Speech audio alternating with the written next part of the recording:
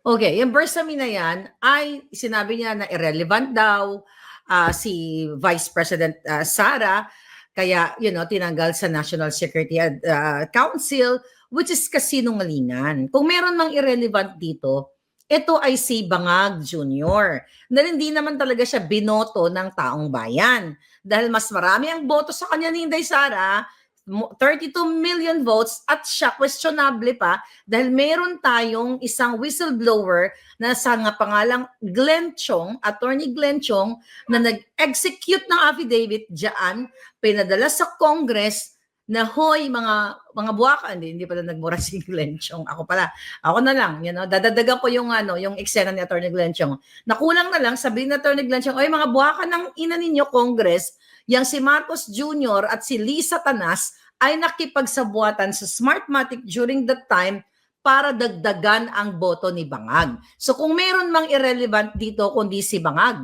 dahil kita nyo naman, talagang ang mga tao sukang-suka sa kanya. 'Di ba? Sa ginagawa niyang pagnanakaw, pagsusuppress, pag-oppress at pagiging bangag niya. Then, balikan ko lang to kay Attorney Glenn Chong para mas maintindihan ng iba. May affidavit na noong 2023 si Glenn Chong at sinubmit dyan kay Garin, kay Barbers, na ang buwaka ng inang presidente at si Lisa Marcos ay nagsabuatan, kinausap ang Smartmatic and everything, alam nyo na yan, paulit-ulit na lang natin yan, pero walang investigasyon. Kung yan ay kasinungalingan ang sinabi ni Glenn Chong, defamatory yan. Hawak nila ang pondo ng bayan, hawak nila lahat. Hindi makasukasuhan si Glenn Chong kasi totoo.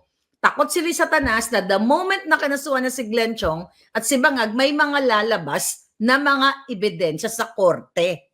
Yan po ang kinatatakutan nila. So, ang kanilang resort ay what?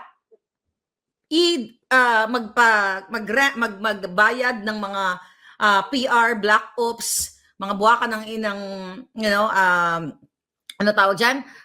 congressman para mag-release ng mga statement laban kay Attorney Glenn Chong na ipadisbar, ganito, ganyan, da. Okay. So ngayon, balik tayo kay Lucas. Baka mapunta tayo sa Smartmatic issue. Ngayon, mga palangga, okay. Alright, Gilbert Luis, thank you. Thank you so much. Ngayon, mga kababayan, okay, I have to gorgor someone. Okay, napadala ni Lisa Tanas. Goodbye. Okay. So ngayon, ang eksena ngayon, mga kababayan, kasinungalingan na irrelevant si Sara Duterte. Nasabi na natin na ang intensyon talaga yan, mga palangga, ay para i-destroy si Inday, hindi magkaroon ng access sa national security issue ninyong mga Pilipino. Kasi ang council na yan, okay, hindi na nga yan para sa inyo, hindi na yan para sa Pilipino. Ang council na yan ay para na lang sa kung sinong gusto nilang gurgurin, sinong gusto nilang tanggalin, sinong gusto nilang harasin, katulad ko, katulad kay Inday. Equal footing na nga kami ngayon ni Inday in terms of pangharas for impeachment sa kanya. Ako 4 cases din dito sa Amerika. Anyway, we will fight. Alright? So, balik tayo dito sa title natin. What is our title? Confirm. Okay. So, yun na sabi ko, itong December na to, naiulat ko sa inyo na pinaghahandaan ni Bangag yung kanyang pagtakas sa Pilipinas. Okay? Pagtakas o pag naghahanap siya ng bansa na kung saan siya i-exile. So, etong kwentong ito, okay? Itong puting ahas ko, chinika boom boom niya sa akin na Miss Maharlika, nung ganitong araw, wag ko na lang isulat, ay sabihin muna yung eksaktong date kasi baka magurgur itong cabinet secretary niya. In fairness, may punto ka ngayon sa, pero hindi pa natin pwede pangalanan to. During that meeting, nung December, okay, etong si cabinet secretary na ito, ano natin sasabihin kung babae o lalaki o LGBT. Basta may cabinet secretary, mga palangga, hindi lang isa to. Okay, hindi lang isa yung cabinet secretary. Nandoon siya during that meeting na pumunta ang isang ambassador ng bansa. Okay, ng ibang bansa. Okay? Hindi ka na muna sasabihin kung anong bansa to. Pero baka nasabi ko na yung nakaraan. But for this vlog, hindi na muna natin sasabihin. Okay? So, ito dinemo talaga sa akin. Ito si Bangag. Okay? Ito si Ambassador. Nagchichika boom boom sila. Like, from a distance, hindi naman ganun kalayuan, naririnig ni cabinet, ni Puting Ahas, cabinet secretary, ang chika boom boom ni Ambassador at ni Bangag.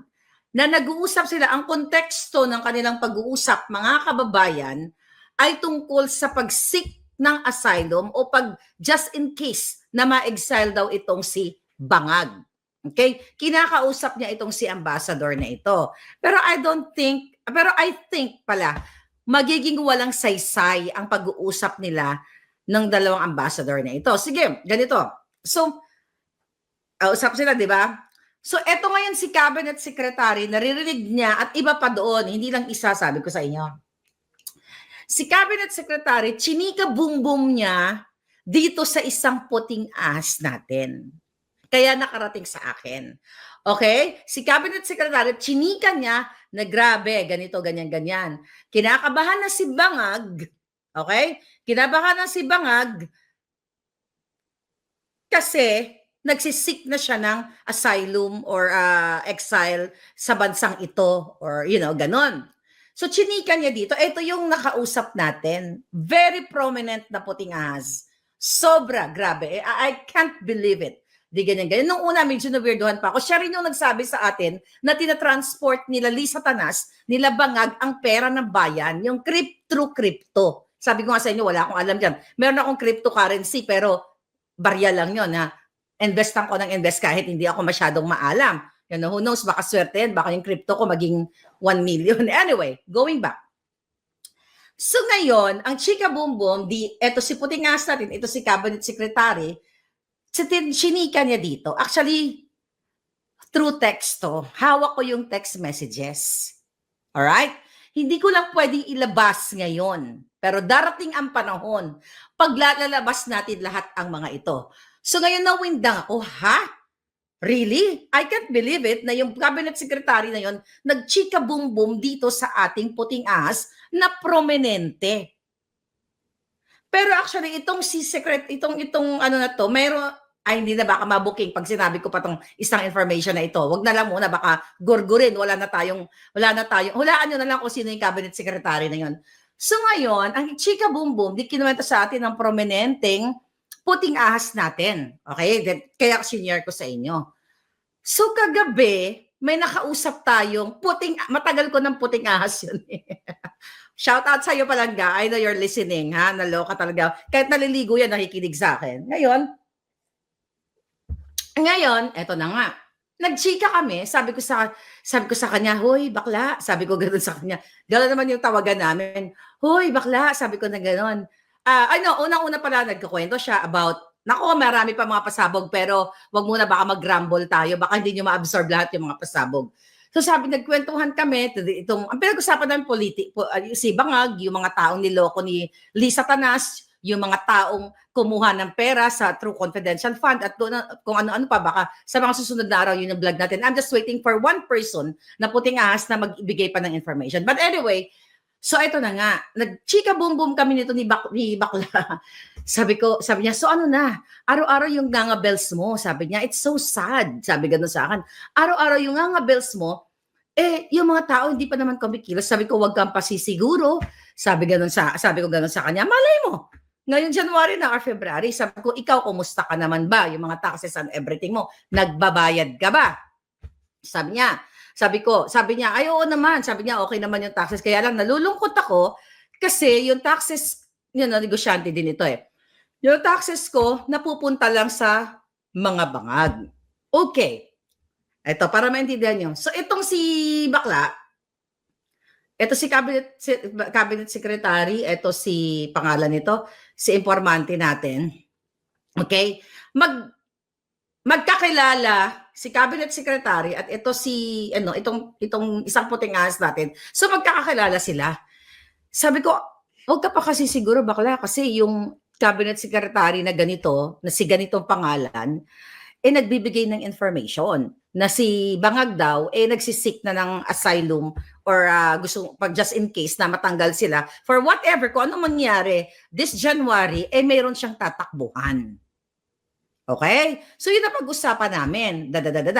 At hindi lang yun. So sabi niya, sige, tignan natin kung may ma-extract tayong mga information tungkol dyan. Sabi ko, may naririnig ka bang ganyan-ganyan ba yung mga chika dyan sa circle mo?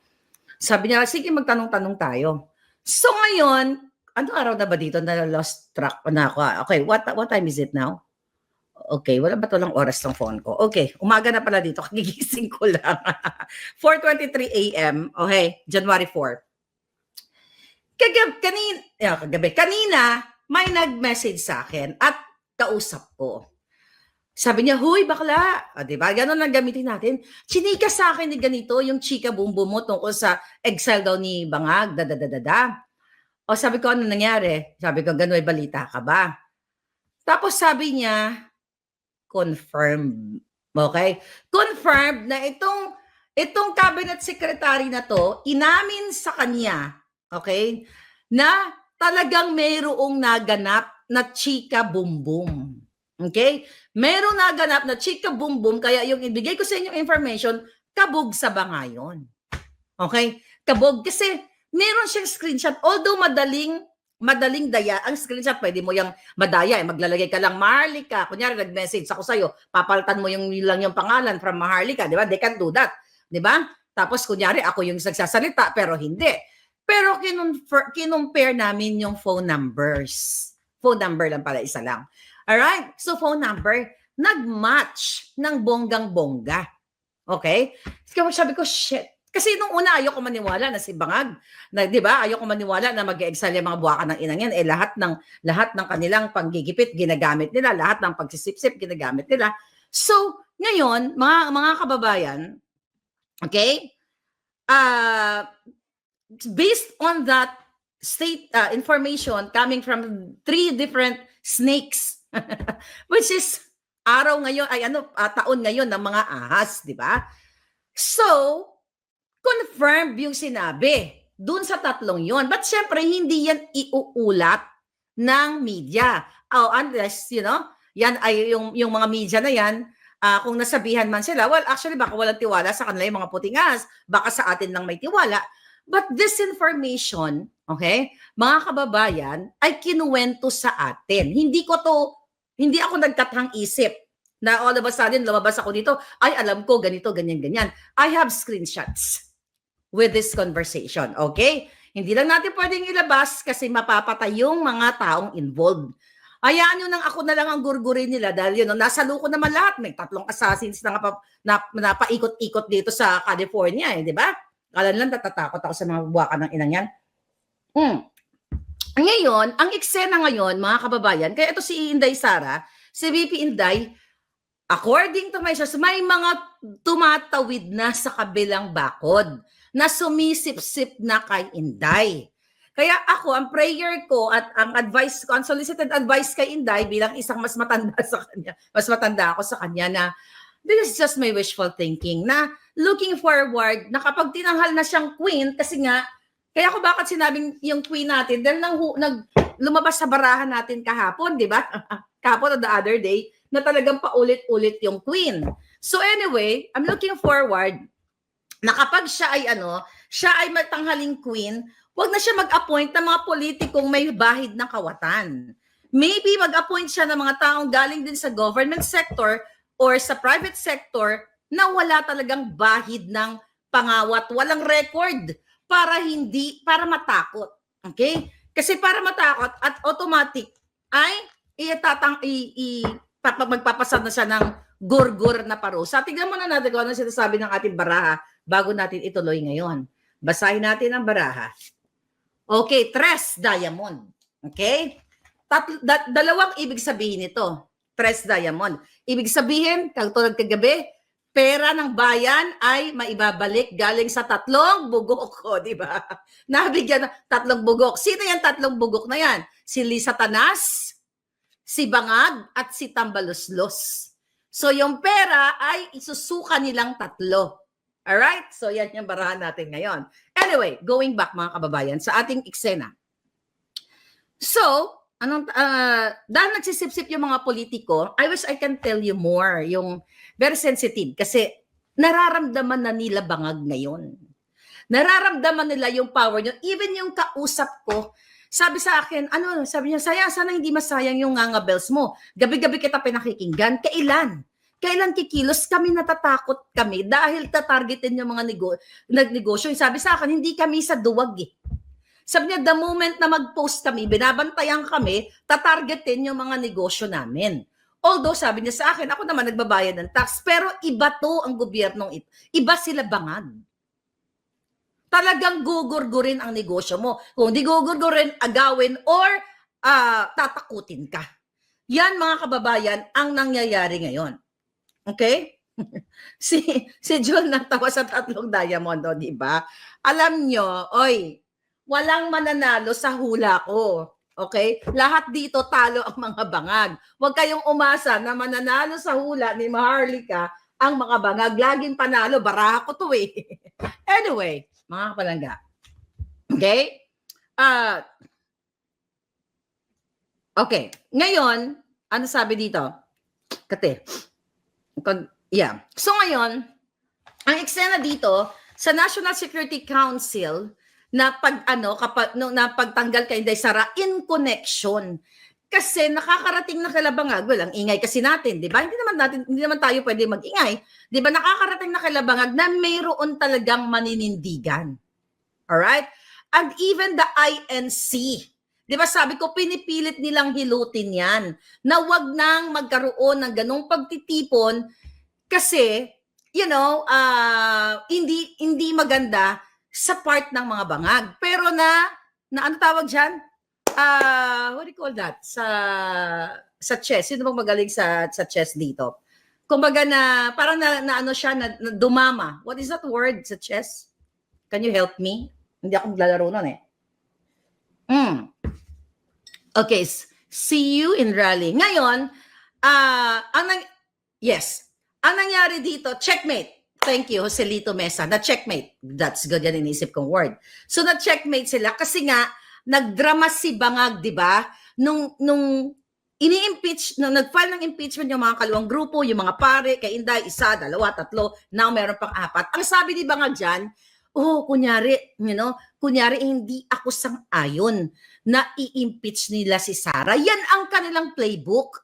Yan ang kanilang dramatization na papalabasin sa taong bayan na concerned talaga si Bangag at bait-baitan yung addictus na yan, yung addictus na, authenticated addictus dito sa Amerika. Anyway, di pa pala ako nakaprint ng bago yung may mukha niya. But anyway, papalabasin natin na yun na nga, na concerned na ayaw ko nang ini-impeach si Sara, Yun nga, na-checkmate siya ng INC. Kaya ang sabi ng INC, okay, sige, suportahan natin ang panawagan ni Bangag. Okay? Hindi ako lang nagsabi ng Bangag, hindi sinabi ng INC. Ni Bongbong Marcos, also known as Bangag. Alright? Kaya kami ay mananawagan sa taong bayan na yes, wag nating suportahan yung mga gustong i-impeach si Inday Sara, sa halip ay tayo ay magkaroon ng pagkakaisa. Pero ang yung ating mga palangga, ang ating mga palanggang INC, actually, ang dadami talagang nagme-message sa atin na talagang sa kanilang mga pagsamba, mga pagtitipon, ay sinusuportahan nila si Inday Sara. Ngayon, ang pinapalabas ni Bangag, ito another sabi ng ating puting as. Pinapakalat daw, pwede ba i-ano nyo to? I-verify nyo to. Pinapakalat daw ni Bangag Jr. na hindi daw gagawin sa kanya ni Ka Eduardo yung ganong suporta kay Sara. Kasi bata pa daw sila, I don't know how true, yun daw ang binibida ni Bangag Jr. na parang during teenage time, magkaibigan na raw sila ni Ka Eduardo. So hindi daw gagawin niya ng INC sa kanya yung pag-support kay Inday Sara. Yun ang drama niya. Pero taliwas, di ba, sa January 13, sa liwasang Bonifacio, okay? Okay. Sabi ni Nenita Villanueva, yes, Marika, by the way things are running in our government, it's time taong bayan must move as one to remove them. Like what happened to his father, a family of money greedy people. Exactly, mga kababayan. Yun nga, yung mga negosyante. At tapusin ko muna yung pagiging magkaibigan nila. So yun ang binibida ni Bangag. Sinasabi niya na ganun sila ng INC head na si Ka Eduardo. I don't know about it. May alam ba kayo? So, yan ang kinakalat nila. Pero, iba po noon, iba ngayon, sabi ni Teens. Exactly. So ngayon, yan yung nangyayari ngayon. At natataranta sila talaga. Kaya nakikipag-usap si Bangag sa iba't ibang mga leaders kung sinong tatanggap sa kanila. Pero yung information doon sa certain ambassador na yon, kasi pag binigyan natin siya ng gender, alam nyo na kung sino yon. Alright? Huwag na muna natin siya bigyan ng gender. So confirmed yun, coming from our puting ahas. Kasi sukang-suka na ang business sector sa kanila. Alam mo, even itong mga dilawan na ito, ayaw lang nila kasing hindi lang nila kayang tanggapin na pag nawala si Bangag ay another Duterte ang mamumuno. There are selfish, self-serving people. Why? Kahit sana ayaw mo kay Sara Duterte, kung sobra na ang ginagawa ng presidenteng Bangag, 'di ba? Aayon ka sa tama katulad ng mga pare. Kaya nga 'di ba, ulitin natin, ang binabato kay Inday, it's only 150 million pesos about the confidential fund. Pero ang confidential fund ni Bangag, ito bibigyan ko na kayo ng patikim. Ikabwa ka ng inakang Marcos Jr. ka at Lisa Tanas. Ha? Nagbigay kayo ng 400 million according to my source. Dito sa taong ito, sa susunod natin ito pangalanan, 400 million na nasa likod ng, what do you call it? We give the world our best, parang gano'n. Ano yun? Yung, we give the world our best. Okay? At dito sa Department of Tourism, remember that? Yung Love the Philippines, yan, may issue pa yan. Inaantay lang natin ng isa natin putingas. Nagbigay kayo ng 400 million sa taong ito. 400 million na hindi naman ganun kalaki, okay, ang ginastos. Huwag na natin muna pangalanan yan, alright? Pero just want to compare yung 400M, mga palangga, 400M kumpara sa 150 million. Okay? Kumpara sa 150 million na binabato kayo. Ang hirap kasi sa inyo, dito sa mga, well, I'm just talking to mga dilawan na politiko, but good thing, may mga dilawan na ngayon, kumbaga dilawan-aligned commentators na nagsasalita na sila na hindi tama yung AKAP, AX, tupad, yung pagtanggal ng PhilHealth budget, yung 90 billion, what do you call it, and program funds ng PhilHealth and everything, nagsasalta na sila. Pero yung iba ayaw pa magsalita, katulad ni Maria Ressa, 'di ba? Na dating talagang hardcore 'yan, na grappler na 'yan. Pero kasi dahil may kaso siyang inaharap, okay? Kaya hindi siya makapagsalita, nakatali, naka-scotch tape yung bunganga niya dahil the moment na buksan niya yung bunganga niya, yari siya kay Lisa Tanas. Yan 'yon, mga kababayan.